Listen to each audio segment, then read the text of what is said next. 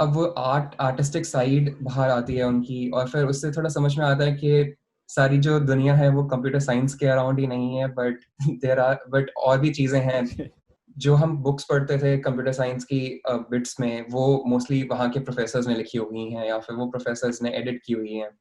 Yeah. तो उनसे actually में पढ़ना इज़ लाइक अलग बिल्कुल एक्सपीरियंस।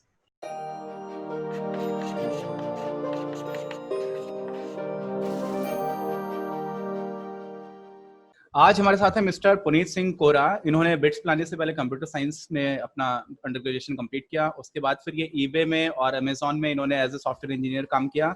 फिर एक स्टार्टअप था सुरोको जिसमें मशीन लर्निंग का इन्होंने काफी काम किया, और उसके बाद ये CMU गए। वहां से उन्होंने MCDS मतलब master of computational data science की डिग्री हासिल की, और मशीन लर्निंग एक्सप्लोर करने के लिए उन्होंने ये डिग्री की थी। और उसके बाद फिर उन्होंने याहू में समर इंटर्नशिप की। तो जो भी सॉफ्टवेयर इंजीनियर्स हैं, अगर उनकी प्रोग्रेस लाइन से देखा जाएगा, उनके जो भी प्रोग्रेशन है उसको देखा जाएगा करियर प्रोग्रेशन के टर्म्स में, तो अभी तक इनका बहुत ही ताबड़तोड़ अचीवमेंट रहा है। और हम सबसे पहले यही जानेंगे कि इनका एकेडमिक बैकग्राउंड क्या रहा है, कैसे इन्होंने पढ़ाई की, क्या क्या टिप्स देने चाहेंगे, हम सारी चीजों पर बात करेंगे। लेकिन सबसे पहले मैं ये पूछूंगा कि पुनीत जी, आप जहां पर हैं वहां तक कैसे पहुंचे, और उससे भी पहले आपका बहुत बहुत वेलकम हमारे तो चैनल अपनी क्लास पर। शुरुआत से देखा जाए तो मेरे दोनों पेरेंट्स कंप्यूटर टीचर्स हैं, तो बचपन से ही मेरा हमेशा थोड़ा कंप्यूटर साइंस की तरफ एक आकर्षण रहा। और लाइक मेरा थोड़ा था कि हमेशा से कि कंप्यूटर साइंस फील्ड में ही जाना है। तो अब जब इंजीनियरिंग का टाइम आया तब भी फिर बिट्स पिलानी में एडमिशन हुआ, वहाँ पे कंप्यूटर साइंस इंजीनियरिंग किया। उसके बाद कुछ साल काम किया ईबे में पहले, फिर अमेज़न सरोको जैसा आपने बोला। साइड बाय साइड मैं थोड़ा लाइक मूक और एमएल कोर्सेज जैसे कि एंड्रयू एंग उनके कोर्सेज कर रहा था फोर्सरा पे, या फिर स्टैनफोर्ड के कुछ कोर्सेज हैं ऑनलाइन। तो ये सब के ऊपर फोकस करते करते थोड़ा एमएल की तरफ मेरा बैकग्राउंड बना अच्छा।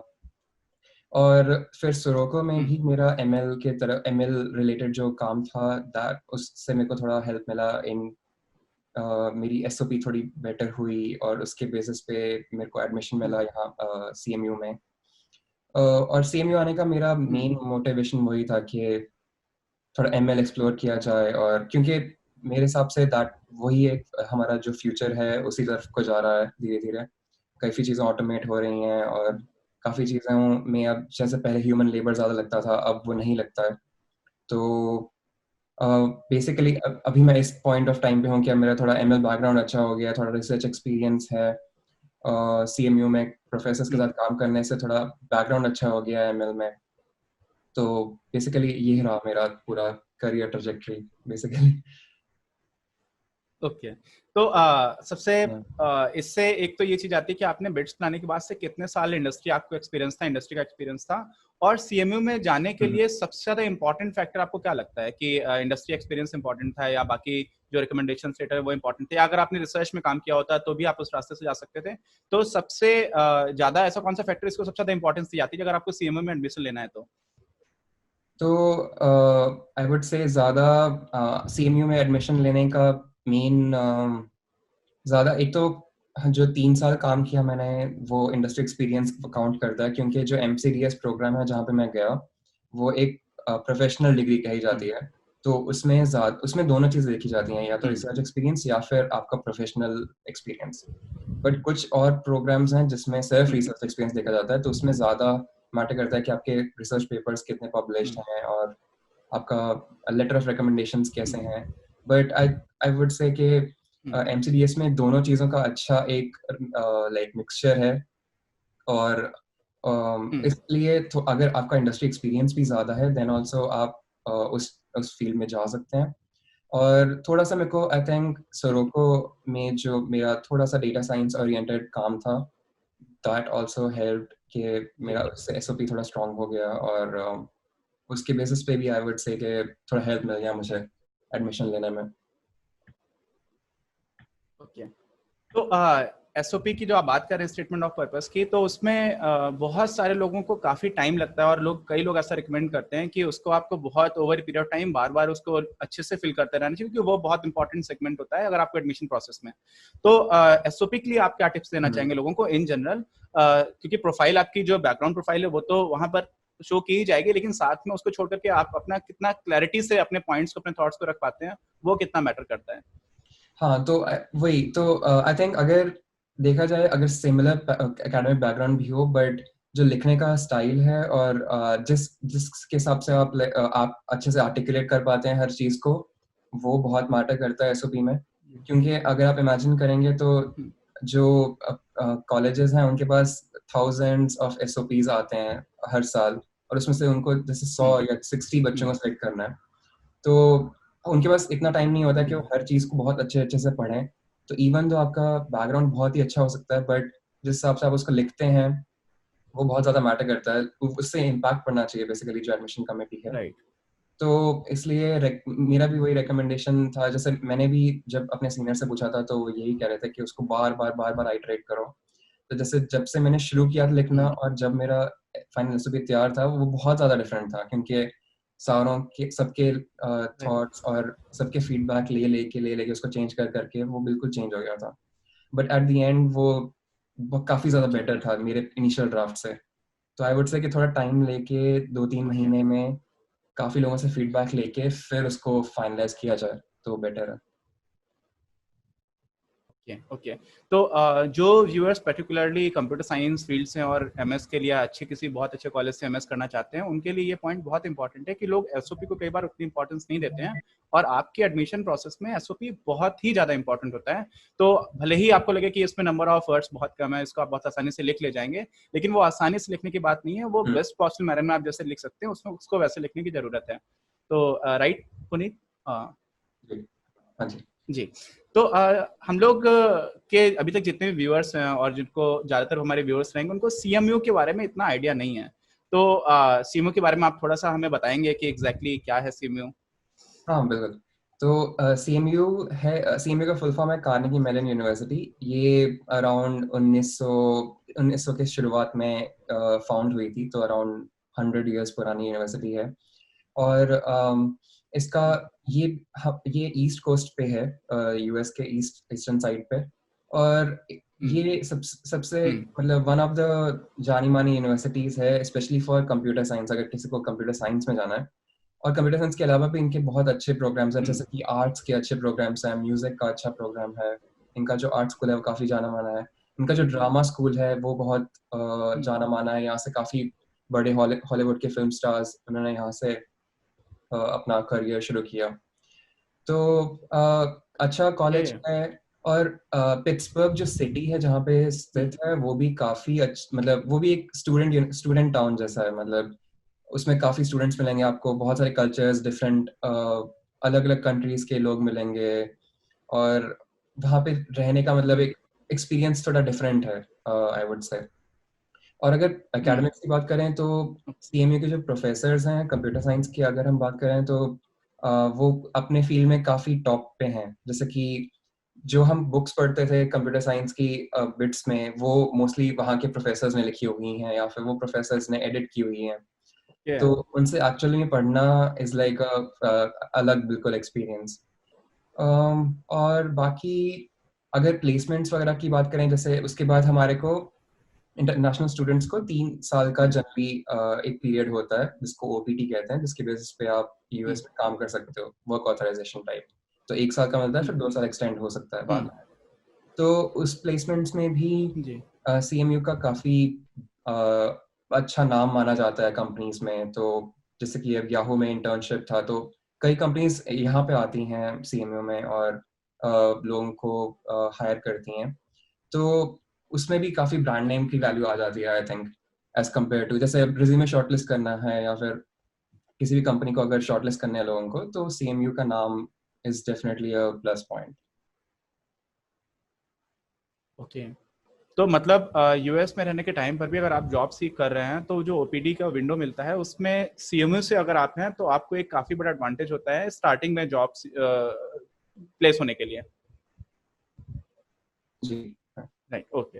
तो एक चीज जैसे आपने बोला कि पिट्सबर्ग है और वो एक तरह से स्टूडेंट टाउन है, तो इस तरह का एक्सपोजर जब आपको मिलता है, जब आप बहुत ही ज्यादा अलग अलग तरह के लोगों से मिलते हैं, अलग अलग कल्चर्स को भी देखते हैं और अलग अलग फील्ड्स में काम करने वाले लोगों से को मिलते हैं, तो एक अलग तरह का की अंडरस्टैंडिंग बनती होगी, एक अलग तरह का पर्सपेक्टिव मिलता होगा, क्योंकि आप वन ऑफ द बेस्ट लोगों से मिल रहे हैं जो अलग अलग फील्ड से आ रहे हैं। तो वो कितना बड़ा फैक्टर होता है आपकी ओवरऑल पर्सपेक्टिव को बिल्ड करने में, और ओवरऑल जो आपका नजरिया पहले देखने का था वर्ल्ड को, जो आपका वर्ल्ड व्यू था, उसको कितना चेंज कर सकता है ये? तो आई थिंक हाँ, जैसा आपने बोला कि अलग अलग लोगों से मिलते हो और वो अपने अपने अपने फील्ड्स में काफ़ी अच्छा कर रहे हैं। तो एक बेसिकली जैसे कि अब यहाँ पर जो स्कूल ऑफ ड्रामा है वहाँ पे प्लेज होते हैं बीच बीच में।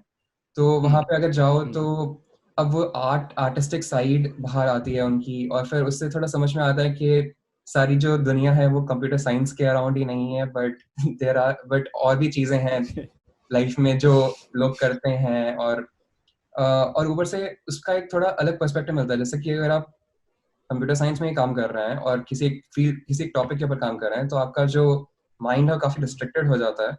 बट अगर आप बाकी कल्चर्स और बाकी लोगों से मिलते हैं, उनसे बात करते हैं, तो उनका काम करने का ढंग अलग होता है। जैसे कि अब हमारा मान लो पढ़ने का स्टाइल ये है कि ठीक है रात को पढ़ेंगे, जैसे कॉलेज स्टूडेंट्स का होता है जनरली के late night midnight oil type करेंगे। बट उनके उनके कल्चर्स में डिफरेंट होगा। मे बी वो सुबह उठ के पढ़ते हैं, उनसे आपको सीखने को कुछ कुछ मिलता है कि आप कैसे इम्प्रूव कर सकते हैं अपने आप को, पर्सनालिटी डेवलपमेंट में हेल्प मिलता है। तो अगर आप जैसे मतलब इंडिया में आई थिंक आपको इतने ज़्यादा अलग अलग कल्चर्स, मतलब इंडिया में भी जैसे बहुत अलग अलग कल्चर्स हैं, बट जैसे फॉरेन कंट्रीज और बाकी जगह से लोग नहीं आते हैं इतने, तो यहाँ पे आई वुड से कि वो एक अलग पर्सपेक्टिव मिलता है आपको अगर आप बाकी लोगों से मिलते हैं और उनसे बातचीत करते हैं। मैं एक बहुत सारे जो व्यूअर्स हैं उन्होंने थ्री इडियट्स मूवी भी देखी होगी, और उसमें उस मूवी को देख लीजिए। और बाकी आप किसी भी इंजीनियरिंग कॉलेज से बात करिए, स्पेशली इंडिया में, चाहे किसी आईआईटी स्टूडेंट से बात करेंगे, तो एक जनरल पर्सपेक्टिव ये है, और काफी हद तक सही भी है, कि इंजीनियरिंग कॉलेज में जाकर के लोग पढ़ाई बहुत अच्छे से नहीं करते हैं। मैं भी इंजीनियरिंग कॉलेज गया था, और टू बी वेरी फ्रैंक मैंने बहुत अच्छे से पढ़ाई नहीं की। लेकिन पुनीत उन कुछ लोगों में से थे जो कॉलेज के टाइम पर भी बहुत अच्छे से पढ़ाई कर रहे थे, और शायद मेरा ऐसा मानना है कि उस पढ़ाई की वजह से उनका बाद में प्लेसमेंट तो अच्छा हुआ ही, लेकिन सीएमयू जैसे कॉलेज में जाने के लिए आप कॉलेज के टाइम पर जो पढ़ाई करते हैं वो कितना मैटर करती है, ये पुनीत से ही हम जानते हैं। तो हाँ, मुझे भी ये काफ़ी एक डिफरेंस लगा वहाँ, जैसे इंडियन यूनिवर्सिटीज़ और यहाँ की यूनिवर्सिटीज़ में। तो अगर यहाँ पे जैसे हम जो अंडरग्रेड्स हैं उनसे भी बात करते हैं, तो उनका जो एकेडमिक्स और उनका जो मतलब फंडामेंटल कॉन्सेप्ट्स के ऊपर ग्रास्प होता है वो बहुत ज़्यादा बेटर होता है एज़ कम्पेयर टू जैसे हम जो सीखते हैं। तो अगर आप इंडिया में जैसे आईआईटीज़ या बिट्स जो सबसे टॉप मोस्ट यूनिवर्सिटीज़ हैं उनकी भी बात करें, तो वहाँ पर भी ज़्यादातर फोकस होता है कि जैसे एग्जामिनेशंस हैं और उसमें आपको जो भी पढ़ाया गया है उसको अच्छे से याद करना है, उसको अच्छे से समझना है और उसके बेसिस पे आपको क्वेश्चंस आंसर करना है। बट यहाँ पर थोड़ा-सा जो असाइनमेंट्स और प्रोजेक्ट्स का तरीका है वो भी डिफरेंट है। यहाँ पे ज़्यादा फोकस वो प्रैक्टिकल स्किल्स के ऊपर करते हैं, और जनरली कुछ-कुछ कोर्सेज़ तो ऐसे होते हैं जिनके एग्ज़ाम्स भी नहीं होते हैं, सिर्फ प्रोजेक्ट बेस्ड कोर्सेज़ होते हैं। तो पूरे कोर्स में सिर्फ आपको एक प्रोजेक्ट करना होता है शुरुआत से लेके एंड तक, जिससे आई थिंक एक जो फंडामेंटल्स के ऊपर ग्रास्प है, क्योंकि आप जो सीख रहे हो उसको आप अप्लाई भी कर रहे हैं और अच्छे से समझ के अप्लाई कर रहे हैं, करना पड़ेगा आपको। तो उससे जो फंडामेंटल्स के ऊपर ग्रास्प है वो काफ़ी आ जाता है। और यहाँ पर मतलब जैसे और और थोड़ा वो पर्सपेक्टिव, जैसे पढ़ने के ऊपर पर्सपेक्टिव भी डिफरेंट है कि यहाँ पर लोगों का ये होता है कि ठीक है अब हम यहाँ पे आए हैं तो यहाँ पर हमारे को अच्छे से पढ़ना है और कुछ रिसर्च अच्छी करनी है या कुछ आगे जाके कुछ बनना है लाइफ में। वो आई थिंक थोड़ा-सा जो लॉन्ग टर्म विज़न है वो यहाँ पर थोड़ा-सा लोगों का ज़्यादा होता है एज़ कम्पेयर टू जैसे हमारा था जब हम कॉलेज में थे हमारे। अच्छा, ओके। तो ऐसा हो सकता है क्या कि जैसे आप मास्टर्स के लिए गए थे और आपको ऑलरेडी 2-3 साल का एक्सपीरियंस था, इंडस्ट्री एक्सपीरियंस था, तो आप लाइफ के उस फेज में थे जहां पर आप अपने जॉब ग्रोथ को लेकर के ज्यादा सिंसियर थे, ज्यादा सीरियस थे, और आपके बाकी बैचमेट्स भी ज्यादा सिंसियर रहे होंगे। तो आपका परसेप्शन इस वजह से ऐसा है, या फिर आप पर्टिकुलरली अंडर ग्रेजुएट से भी अगर कंपेयर करेंगे तो आपको इंडियन अंडर ग्रेजुएट्स के कंपैरिजन में जो यूएसए में टॉप कॉलेजेस में अंडर ग्रेजुएट्स हैं वो ज्यादा सिंसियर दिखाई पड़ते हैं अपने जॉब या प्रोफेशन को लेकर के। हाँ, तो ये एक फैक्टर है बड़ा कि क्योंकि मैं मास्टर्स के लिए गया था और जो मेरे कॉलीग जो साथ में स्टूडेंट्स थे वो भी मास्टर्स के लिए गए थे, तो उनका थोड़ा पर्सपेक्टिव चेंज हो जाता है क्योंकि वो या तो अंडरग्रेड कर चुके हैं या फिर 1-2 साल काम कर चुके हैं उसके बाद आए हैं। बट अगर जैसे अंडर ग्रेजुएट से भी अगर मैं जैसे मेरे को कई बार ऐसा होता था कि ठीक है एक कुछ टॉपिक है जो मैंने पढ़ा है अंडर ग्रेजुएट में, मतलब अपने बिट्स में जैसे, बट अब मेरे को याद नहीं है, मतलब वो थोड़ा सा लाइक भूल गया है। बट अगर जो मास्टर्स स्टूडेंट्स आए हैं जो कि जिन्होंने अंडरग्रेड जैसे कहीं और से किया है, जैसे बर्कले से या वहां से भी कई लोग आते हैं ना जो मास्टर्स करने के लिए आते हैं बाद में सीएमयू में, तो जी उनका जो फंडामेंटल्स के ऊपर ग्रास्प होता है वो ज़्यादा बेटर होता है। जैसे कि अब हमारे लिए अगर कैलकुलस है तो हमने कैलकुलस पढ़ा था कॉलेज में, बट ऐसा नहीं है कि अब हमारे को कोई बोलेगा कि ठीक है वो क्या था तो हमें एकदम से याद आ जाएगा कि क्या है। बट उनका जो फंडामेंटल्स चीज़ें हैं, ऐसा नहीं कि अब उनको ग्रीन्स थ्योरम या कुछ ऐसा फैंसी चीज़ पता होगी, बट एटलीस्ट जो फंडामेंटल चीज़ें हैं जैसे डेरिवेटिव कैसे निकालते थे, उसका मीनिंग क्या है, उसका इंट्यूटिव मतलब क्या है कि किसी चीज़ का डेरिवेटिव या इंटीग्रल निकालना, तो वो उनका ज़्यादा बेटर होता है। क्योंकि पता नहीं या तो पढ़ाने के स्टाइल का डिफरेंस है या फिर जैसे मुझे भी याद है कि जब मैं बिट्स में था तो कई कोर्सेज के लिए मैं एमआईटी के जैसे ओपन कोर्स फेयर लेक्चर्स होते हैं वो पढ़ता था just to get a different perspective, और थोड़ा सा उनका पढ़ाने का स्टाइल थोड़ा डिफरेंट होता है आई वुड से। जी मेरा नेक्स्ट क्वेश्चन यही था और आपने उसको थोड़ा सा बता भी दिया है। मैं चाहूंगा थोड़ा आप इसको और एलेबोरेट करें। इंडिया में जितने भी अच्छे कॉलेजेस के स्टूडेंट्स हैं वो ये कंप्लेन करते हैं कि टीचिंग स्टाइल इतना अच्छा नहीं है, चाहे आप आईआईटीज की बात कर लें, एटलीस्ट जो अंडर ग्रेजुएट कॉलेजेस हैं, तो वो कितना सही है। और दूसरा फैक्टर जो करिकुलम आपने बोला था कि मतलब जो मेन डिफरेंस आ रहा है कि आप बता रहे हैं कि फंडामेंटल्स काफी क्लियर होते हैं जो बाकी अच्छे कॉलेज के अंडर ग्रेजुएट्स आ रहे हैं, तो करिकुलम कितना इंपॉर्टेंट रोल प्ले करता है उनके लिए, और साथ में जो टीचिंग स्टाइल है वो कितना बड़ा रोल प्ले करती है, आपको क्या लगता है? मुझे एक तो ये लगता है कि करिकुलम काइंड ऑफ सिमिलर ही होता है। थोड़े बहुत चेंजेस होंगे, कुछ कोर्सेज अलग होंगे, बट एक तो जो ज़्यादा मैटर करेगा आई थिंक वो है कि जो जो कोर्स स्ट्रक्चर होता है वो थोड़ा डिफरेंट होता है। जैसे कि ज़्यादा फोकस असाइनमेंट्स के ऊपर होगा या फिर प्रोजेक्ट्स के ऊपर होगा रादर दैन एग्जामिनेशंस जो एंड में होते हैं।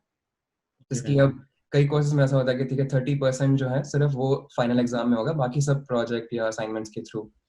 तो उससे भी आई थिंक थोड़ा सा फोर्स होते हैं बट लाइक स्टूडेंट्स के ठीक है अब हमें समझना पड़ेगा या फिर इसको पढ़ना पड़ेगा, अलग तरह से देखना पड़ेगा, उस टाइप का चीज़।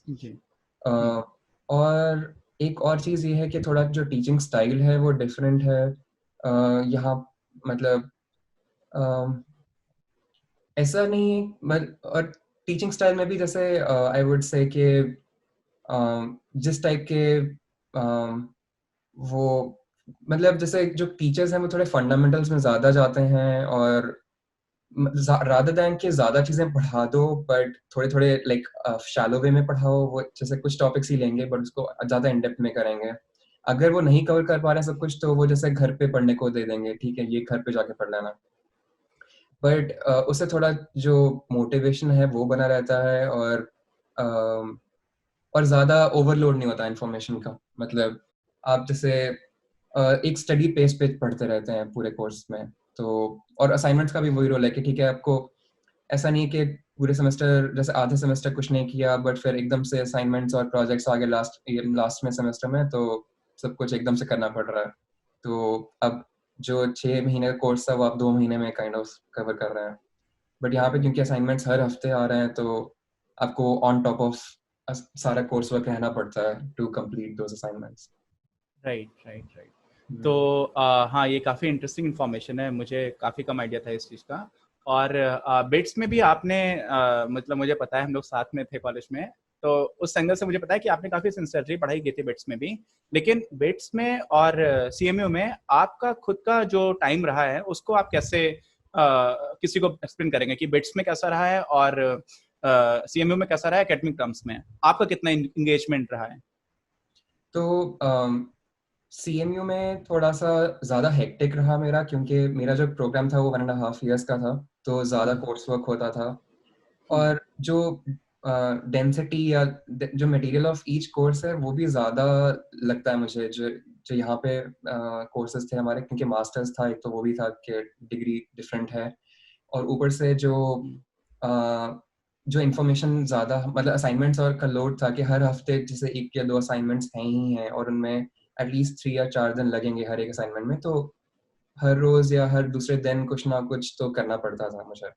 बट अगर मैं उसको जैसे बिट्स से कंपेयर करूँ, मुझे एग्ज़ैक्टली तो नहीं याद, बट आई वुड से कि इतना ज़्यादा लोड नहीं होता था बिट्स में, थोड़ा-सा वर्क लाइफ बैलेंस ज़्यादा होता है वहाँ पे, कि ठीक है, आप अपने हिसाब से डिसाइड कर सकते हो कि क्या करना है, कि पढ़ना है या फिर खेलना है या फिर क्या करना है। तो वो फ्रीडम है वहाँ पे। बट और मास्टर्स में मतलब आई वुड से कि बाकी लोगों का भी ये एक्सपीरियंस रहा कि काफ़ी हेक्टिक हो जाता है जनरली, क्योंकि एक तो हम जैसे 2 साल का प्रोग्राम 1.5 ईयर्स में ट्राई करते हैं करने का, कि ठीक है थोड़ा, क्योंकि ट्यूशन फीस बहुत ज़्यादा होती है यहाँ पे, कि हम थोड़ा सेव कर लें उसमें। और फिर ऊपर से ये भी होता है कि ठीक है, अब हम यहाँ पे आए हैं, तो थोड़ा वो भी मोटिवेशन रहता है कि ठीक है, अब यहाँ पे आए हैं तो अच्छे से इसको यूटिलाइज़ तो करें, इतना हम स्पेंड कर रहे हैं हम यहाँ पे एजुकेशन के ऊपर। तो वो सब फैक्टर्स भी थोड़े मैटर करते हैं आई वुड से। और बट ओवरऑल आई थिंक ज़्यादा यहाँ पे हेक्टिक रहा मेरा as compare to BITS. Okay okay. तो सीएमयू की ही बात चल रही है, तो सीएमयू का एडमिशन प्रोसेस कैसा रहता है, फीस कितनी रहती है, और स्कॉलरशिप्स की प्रोबेबिलिटी क्या होती है कि आपको कितना चांसेस है कि आपको स्कॉलरशिप मिल जाएगी? ओके, तो हाँ, तो CMU का एडमिशन प्रोसेस तो जनरली यूएस यूनिवर्सिटीज़ का सिमिलर होता है, कि 2-3 चीज़ें होती हैं। एक तो आपके जो अंडरग्रेड के ग्रेड्स हैं, वो मैटर करते हैं, कि आपके जैसे जीपीए क्या था। उसके बेसिस पे भी कई बार कट ऑफ होता है कि ठीक है, इतना जीपीए मिनिमम होना चाहिए। और फिर एक चीज़ ये होती है कि यहाँ पे जो जीपीए है वो 4 के स्केल पे होता है, और इंडिया में जनरली 10 के स्केल पे होता है, तो वो आपको कन्वर्ट करवाना पड़ता है किसी से कई बार। एक एजुकेशनल इवैल्यूएशन करके होता है, जिसकी बेसिस पे आप कर सकते हैं वो। तो वो डायरेक्टली प्रोपोर्शनल नहीं होता है? तो वो डिपेंड करता है यूनिवर्सिटी के ऊपर। जैसे बिट्स में डायरेक्टली प्रोपोर्शनल था, बट डिफरेंट कॉलेजेस का अलग-अलग होता है तरीका टू फाइंड आउट कि कितना जीपीए है ओके। इन जैसे 3-4 के स्केल पे। तो एक वो चीज़ करानी पड़ती है, कई बार आपको इवैल्यूएशन कराना पड़ता है। जी। फिर एसओपी होता है मेन, जो स्टेटमेंट ऑफ पर्पस है आपका, जिसमें आप एक्सप्लेन करते हैं कि आप ये डिग्री क्यों करना चाह रहे हैं, आपका मोटिवेशन क्या है, आप अपना अपना बैकग्राउंड डिस्कस करते हैं, और फिर आप क्यों करना चाहते हैं बेसिकली, उसके बारे में होता है कि लाइक टू शो कि आप इसको करने के लिए मोटिवेटेड इनफ हैं और आप इसको कंप्लीट कर पाएंगे in the designated amount of time. फिर तीसरी चीज़ मेन मैटर करती है, जो लेटर ऑफ रिकमेंडेशंस हैं, जो आपके या तो कॉलेज के थ्रू आएगा, या फिर आपके जो जो करियर में आपके मैनेजर्स हैं या फिर टेक्निकल लीड्स हैं, जहाँ भी आपने काम किया है, उनसे लेटर ऑफ रिकमेंडेशंस आते हैं। तो वो आपको देखना पड़ता है थोड़ा कि आप किस से लेना चाहते हैं, डिपेंडिंग ऑन द यूनिवर्सिटी। तो मेन एडमिशन प्रोसेस में ये तीनों चीज़ें मैटर करती हैं। और बाकी जैसे फीस की अगर हम बात करें, तो सीएमयू की जो ट्यूशन फी है, सिर्फ खाली ट्यूशन फी, वो अराउंड 56 lakhs है फॉर 3 सेमेस्टर्स, तो अराउंड 18 लाख पर सेमेस्टर। But okay. अगर हम ट्यूशन फी के अलावा जैसे रहने का और सब कुछ ऐड करते हैं, तो 75 lakhs के अराउंड वो एस्टिमेट करते हैं, जब एस्टिमेट बताते हैं अपना। बट वो तो अब हमारे रहने के ऊपर और खाने पीने के ऊपर है कि हम कितना एक्स्ट्रा खर्च करते हैं। बट खाली ट्यूशन फी 3 सेमेस्टर्स की 56 lakhs थी, which is around 18 lakhs per semester. Right. और स्कॉलरशिप्स के बारे में अगर हम बात करें, तो जनरली स्कॉलरशिप्स मिलना सीएमयू में थोड़ा मुश्किल होता है, क्योंकि काफ़ी फैक्टर्स आए थिंक। एक तो कि वो प्राइवेट यूनिवर्सिटी है, इट्स नॉट, वो गवर्नमेंट फंडेड नहीं है। मतलब उनके फंडिंग्स होते हैं, उनके ग्रांट्स होते हैं, बट जैसे कि अगर आप उसको किसी और जैसे यूटी ऑस्टिन या फिर यूसी से कंपेयर करेंगे, कैलिफोर्निया की जो है स्टेट यूनिवर्सिटीज, उनसे जो फंडिंग का लेवल है वो डिफरेंट होता है। तो स्कॉलरशिप्स मिलना थोड़ा मुश्किल होता है। जनरली टीएशिप या आरएशिप करते हैं लोग, जिससे थोड़ा सा उनको सपोर्ट मिल जाता है, फाइनेंशियल सपोर्ट। बट जनरली उससे मतलब उसके ऊपर ज़्यादा डिपेंड नहीं कर सकते आई थिंक, क्योंकि उससे जनरली मेनली आपका जैसे टीएशिप से आपका लिविंग एक्सपेंसेस कवर अप हो जाएंगे kind of, but tuition fee आपको स्टिल देना पड़ेगा। अगर आप आरएशिप या फिर कुछ जैसे कुछ जो रिसर्च ओरिएंटेड प्रोग्राम्स होते हैं उनमें वो ट्यूशन फी भी वेव कर देते हैं अगर आप किसी प्रोफेसर के साथ रिसर्च कर रहे हैं जैसे। तो स्कॉलरशिप्स का ये सीन है बेसिकली सीएमयू में। ओके तो इसी से 2-3 क्वेश्चंस और निकल करके आए हैं। पहला क्वेश्चन तो ये है कि आपने रिकमेंडेशन लेटर की बात की, तो वो कितना किस तरह के लोगों से लेना चाहिए? जैसे आप जिस भी इंडस्ट्री में काम कर रहे थे तो आपके ऊपर जस्ट ऐसा मैनेजर जिसको आप रिपोर्ट करते थे, उनके रिकमेंडेशन लेटर की वैल्यू क्या कम होती है कि अगर आप किसी और सीनियर ऑफिशियल से या सीनियर जो आपकी कंपनी में मैनेजर है उनसे अगर आप लें तो वो उसकी वेटेज ज्यादा होती है क्या? और दूसरा क्वेश्चन जब आपने बताया कि ट्यूशन फी तो देनी ही पड़ती है लगभग, तो वो एक काफी बड़ा अमाउंट है और इंडियन करेंसी को देखते हुए यहाँ के हिसाब से 75 लाख अरेंज करना इट्स बिग अमाउंट। और तो ऐसे केस में कुछ लोगों का ऐसा केस भी अभी दिखाई पड़ रहा है, कोविड-19 की वजह से भी लॉकडाउन चल रहा है और बहुत सारे लोग जो इंडियन स्टूडेंट्स थे यूएस में जाकर के उन्होंने पढ़ाई की और उसके बाद से लोन लेकर के पढ़ाई की, तो उसमें से कई लोगों को जॉब की भी कुछ दिक्कत आ रही है। तो वो दिक्कत सीएमयू में पढ़ने वालों को तो फेस नहीं करनी पड़ती आई गेस, और अगर करनी भी पड़ती है तो कितना ज्यादा चांस होता है, क्योंकि यूएस में स्टूडेंट लोन भी एक बहुत बड़ा इशू चलता है। तो जो लोग सीएमयू या इतने अच्छे कॉलेज से पढ़ करके आ रहे हैं उनके लिए क्या ये इशू रेलेवेंट होता है उतना? तो एक तो पहले तो ये था कि जो लेटर ऑफ रिकमेंडेशंस है उनकी वैल्यू, तो आई वुड से कि ज़्यादा वैल्यू उसके ऊपर ज़्यादा डिपेंड करती है कि आपने उनके साथ कितना क्लोजली काम किया है। तो क्योंकि जनरली जो लेटर ऑफ रिकमेंडेशन होता है उसमें वो काफ़ी चीज़ें पूछते हैं जिसको वो नहीं आंसर कर पाएंगे अगर उन्होंने आपके साथ लाइक 1-to-1 बेसिस पे या फिर एक क्लोज ग्रुप में काम नहीं किया है। तो जनरली मैं जैसे जो मेरा मानना था वो था कि 2 एकेडमिक रेफरेंसेस और 1 इंडस्ट्री रेफरेंस। तो 2 प्रोफेसर्स से जैसे 2 या 3 प्रोफेसर से अगर आप बात करेंगे टू जिनके साथ आपने या तो प्रोजेक्ट्स किए हैं या फिर जैसे हमारे स्टडी ओरिएंटेड प्रोजेक्ट्स होते थे बिट्स में एसओपी, वैसा कुछ किया है आपने, जिनसे आपकी उनके साथ काफ़ी अच्छी इंटरेक्शन रही है। और इंडस्ट्री में भी आप ज़्यादा उनसे ज़्यादा लेंगे अगर जैसे जिनके साथ आपने ज़्यादा अच्छे से काम किया है, जैसे कि आपके टेक लीड्स या फिर आपके डायरेक्ट मैनेजर्स। क्योंकि अगर आप ज़्यादा दूर जाएँगे जैसे कि मैनेजर के मैनेजर या फिर उनसे ऊपर, तो उनको आपके बारे में इतना आइडिया नहीं होगा। तो जो वैल्यू की बात करेंगे तो वैल्यू उससे फिर कम मिलेगी इन लेटर ऑफ रिकमेंडेशन के टर्म पे। ओके। तो ज़्यादा मैटर ये करता है कि आपने उनके साथ कितने अच्छे से काम किया है और वो इंटरेक्शन कैसा रहा ओवरऑल। Okay okay. और बाकी जो लोन्स का था, तो हाँ, तो अब अभी कोविड-19 की वजह से थोड़ा-सा इश्यू है, क्योंकि जनरली जो इकोनॉमी है वो पूरी स्लो डाउन हो रही है और जो हायर करने का प्रोसेस है वो थोड़ा रिस्ट्रिक्ट हो रहा है जनरली कंपनीज़ में।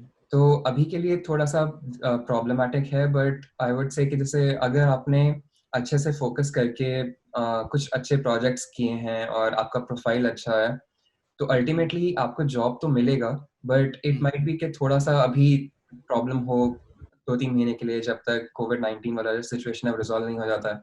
क्योंकि यूएस में थोड़ा अभी जो नंबर ऑफ केसेज़ हैं वो भी काफ़ी बढ़ रहे हैं और हायरिंग भी थोड़ी रिस्ट्रिक्ट हो रही है, लोग वर्क फ्रॉम होम कर रहे हैं। तो अभी थोड़ा-सा दिक्कत चल रहा है, but ultimately I would say कि पेशेंस अगर रखेंगे अम, और थोड़ा लाइक फ़ॉलो अप करते रहेंगे। जैसे लिंक्डइन पे भी कई लोग डालते रहते हैं कि अगर हमको जैसे प्रॉब्लम आ रही है, कई कंपनीज़ अभी भी हायर कर रही हैं, जैसे अमेज़न का काफ़ी आता रहता है कि वो हायर कर रहे हैं या फिर और कंपनीज़ हैं जो हायर कर रही हैं। तो उनसे इन टच में रहें, रिक्रूटर्स को रीच आउट करते रहें, जस्ट ट्राई करते रहें, तो होगा अल्टीमेटली मतलब कुछ ना कुछ तो मतलब आपको जॉब तो मिल जाएगी अल्टीमेटली। इट्स जस्ट दैट कि अभी थोड़ा-सा टाइम है जो मे बी आपको थोड़ा स्ट्रेसफुल गुज़ारना पड़ेगा। Okay okay okay.